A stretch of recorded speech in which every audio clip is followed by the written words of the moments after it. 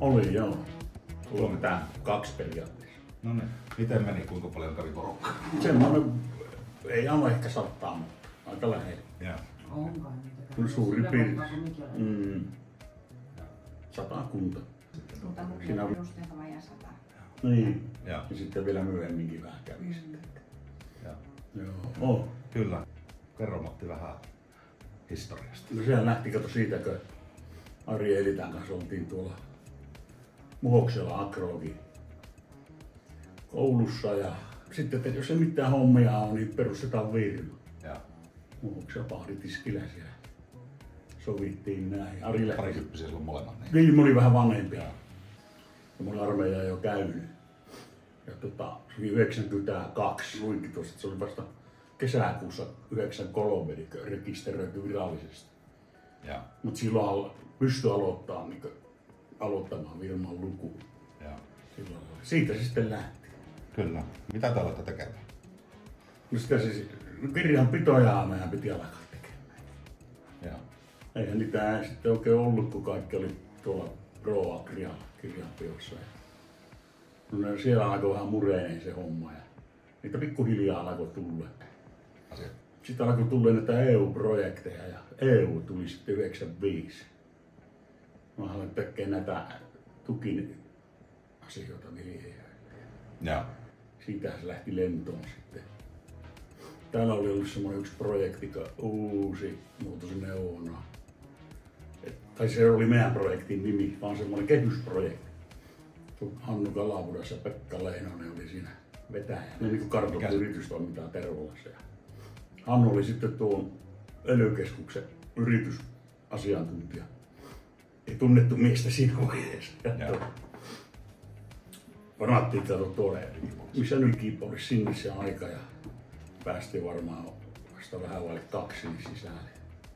Siinä se juttu rupesi luistaa ja se sitten hänpä tekasee tuohon sitten semmoisen projektisuunnitelman ja 2 vuotta oli sitä projektia sitten. Meillä oli niin aika hyvät lähtökohdat. No kierrettiin, kato sitten tuli Alvi.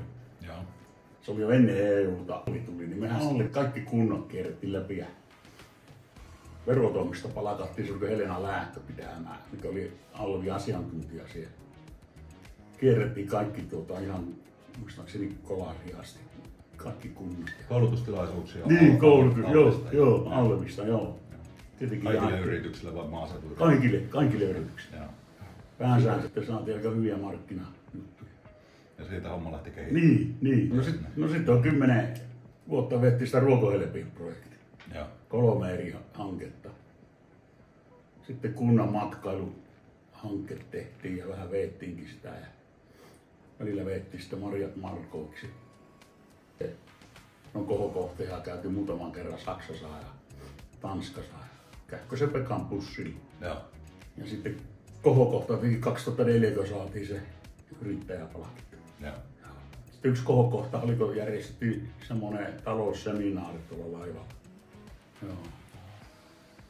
Hyvä. No tuleeko meille jotakin semmoisia hetkiä, että olisi tehnyt mieli laittaa hanskat naulaan? No oli se 2006 tai 2007 ulosotto, missä kävi. Meillä oli tuo työlmaksu maksamatta. Oli rahaa, tili oli myyty kadulla, lopetettu tuo koneurakointi. Rahaa oli tilillä vaikka kuinka paljon. Mutta kumpikin vähän luuli, että jompikumpi on maksanut sen. No ei se soitti, mä aamu vielä Louella ja aamulla 9. Se tuli tänne 12, niin me oli maksettu kaikki. Mutta tuli vaan harmittavaa tuo ylitunnussa. Niin, kyllä. No, mutta yrityksen 32 vuoden matkalla on kaikenlaista. Olisi kumma, jos ei sattuisi. Niin on, joo. Ei siinä oikeastaan mitään muuta semmoista. Mitäs kaikkea maatalousneuvos tekee sitten tänne? No, kirjanpitohan se pääjuttu ja nämä maatalouden tukineuvot tai näiden hakemusten tekoon. Kirjanpito on kyllä kaikissa laajuudessa. Ja asiakkaita on? Sitä on kyllä vaikea sanoa. Aika paljon. Kaiken. 400-500 ehkä. Ja toimialat? Kaikki. Ihan kaikki yritykset. Säätiötä ei ole. Että meillähän sillä lailla, että Matti ihan tekee noin maatalouden, on niissä päävastuussa ja mettätalouden ja mies sitten yrityspuolelta, joka on niin yritysasiakkaita. No niin. Sillä Aika paljon yrityksiä, mistä rulla ulkopuolella. On Torniossa on paljon ja Simosta ja Kemimaasta ja ihan vielä kauempaakin sitten. Just. Rovaniemeltäkin joku. Tällä mitenkään vai onko se? No lähinnä tämä Meri-Lapin alue niin pää. Joo. Muutamia yksittäisiä on sitten muualta. Spesiaaliteetti. No ihan tehdään perukirjoituksia ja kaikkia kauppakirjaluonnoksia ja Just. kaikkia eli papereita, mitä asiakas tarvii. Kerro sinä, kuka olet ja Jenna Pirttimaa, eli mä olen taloushallinnon asiantuntija, Tradenomeksi kouluttautunut ja minä olen tuolla yrityspuolella teen sitten kirjanpito- ja tilinpäätöksiä, viranomaisilmoituksia, maksatushakemuksia, kaikkea mahdollista. kaikenlaista. Autan vähän siinä yrityksen talouden tilan katsomisessa ja tarvittaessa sitten katsotaan niin ihan yksityiskohtaisestikin, että mitä joku tulos ja tase vaikka tarkoittaa esimerkiksi. Vähän semmoista niin konsultoivampaa kirjanpitoa. Että ei vaan tavoitteena olisi myös se, että se asiakas itse tietää, että mikä se on se yrityksen taloudellinen tilanne ja mahdolliset tulevaisuuden näkymät. Joo. Meillä on nyt myös hyvä se, että meillä on vuoden alusta asti ollut käytössä tuo ProCounter, että se on täyssähköinen kirjanpito-ohjelma ja se on semmoinen, missä asiakas itsekin pääsee myös näkemään niin aina sen raportin. Mä olen Ritta Ruonakoski ja tulin tänne semmoinen 9 vuotta sitten sille tielle jäin. Tein noita maatalouden kirjanpitoa. Sitten maatalous on aina mulle niin semmoinen kauhean lähellä. Niin sitten musta oli niin tosi mukavaa, kun työharjoittelussa teki täällä maatalouskirjanpitoa, niin musta sitä oli niin kauhean mukava juttu. Ja mukavat asiakkaat. Mukavat asiakkaat. Niin. Ihana haistella asiakkaiden papereita, kun niissä haisee. Just näin. Ja minä olen Elena Bahramova. Minä olen venäläinen ja minä olen tässä 1 vuosi.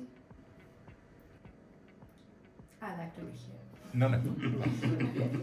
Jelena auttaa minua sitten tuolla yrityspuolen kirjanpidossa ja vähän palkanlaskennassa ja muussa vastaavassa. Että monesti toimitaan myös englannin kielellä ja välillä suomeksi. Ja Kuinka paljon asiakkaista on sitten muunkielisiä kuin suomenkielisiä? Muutamia on ihan venäjänkielisiä. Joo. Ja meillä pystytään hoitamaan sitten ihan täysin. Se on valtava juttu. Ja nyt sitten katsotaan vähän eteenpäin, niin miltä se näyttää Meri-Lapin maatalousneuvoksen näkövinkkelistä. No, ihan tällä viikollakin on 30 uutta asiakasta ottanut kontaktia. Että se on aivan täysin digitaalista melkeinpäin. Papereiden pyörittely on jäänyt huomattavasti vähän allekirjoittelua. Ja sitten se nopeuttaa. Niin. Siitä tulee semmoista kustannustehokkaampaa, että kun ei tarvitse niitä papereita laapata, niin löytää aina. Ja sitten nyt siitähän on ollut paljon puhetta, että tulisi se reaaliaikainen alvi. Että siellähän on laskuri katsomassa, että koska se tulee. Että yrityspuolella lähinnä on niitä täyssähköisiä asiakkaita. Että moni on niin alussa suhtautunut vähän epäilevästi, että osaako he vai eikö.